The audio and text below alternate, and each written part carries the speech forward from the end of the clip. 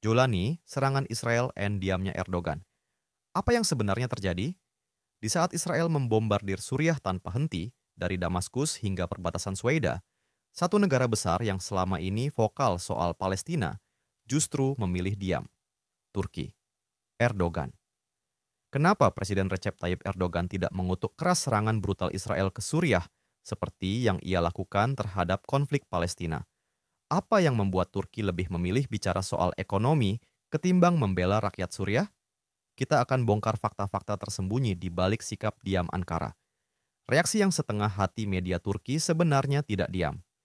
Surat kabar seperti Turki Gazetesi memberitakan serangan itu dengan tajuk seperti Israel pembunuh menyerang Syam. Bahkan parlemen Turki mengeluarkan pernyataan resmi bahwa serangan itu adalah pelanggaran terhadap hukum internasional. Tapi apa yang dilakukan Erdogan? Alih-alih memimpin kecaman terhadap Israel, Erdogan justru sibuk menandatangani kesepakatan ekonomi dengan Uni Emirat Arab. Dalam setiap pidatonya, lebih banyak membahas soal investasi, bukan soal nyawa yang melayang di Damaskus. Ada apa di balik diamnya Erdogan? Diamnya Erdogan bukan tanpa alasan. Analis politik menyebut bahwa ada semacam pembagian peran antara pemerintah dan parlemen. Erdogan, sebagai presiden dan ketua partai AKP, menjaga sikap lunak terhadap Israel. Sementara parlemen dibiarkan membuat kecaman simbolik agar menjaga wajah Turki di mata dunia Islam.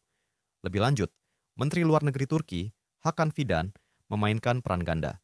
Di depan publik, dia kutuk Israel habis-habisan di forum PBB. Tapi di balik layar, melalui Badan Intelijen MIT, Fidan tetap menjalin komunikasi dengan Mossad dan diplomat Amerika. Tujuannya?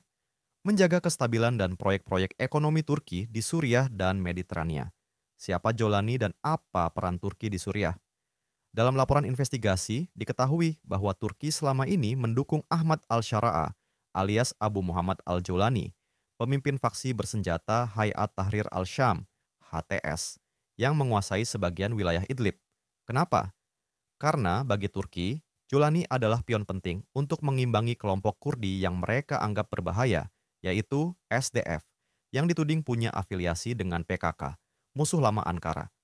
Dengan mendukung Jolani, Turki punya dua keuntungan, menghambat pengaruh Kurdi dan tetap punya kendali atas wilayah strategis di utara Suriah. Politik energi dan uang diamnya Turki terhadap Israel juga terkait politik energi. Turki sedang mendorong pembangunan pipa gas dari Azerbaijan ke Suriah, bahkan merancang proyek besar mengalirkan gas alam dari wilayah pendudukan Israel di Mediterania Timur ke Eropa, melewati Turki. Proyek miliaran dolar ini tak akan mungkin berhasil jika Turki berseteru terbuka dengan Israel. Maka, Erdogan memilih membisu. Kesimpulannya, diplomasi atau kepentingan. Dari Libya, Karabakh, hingga Suriah, Erdogan tidak ragu gunakan kekuatan militer ketika kepentingannya terganggu. Tapi ketika berhadapan dengan Israel dan Amerika, ia lebih memilih diplomasi, atau lebih tepatnya, kompromi.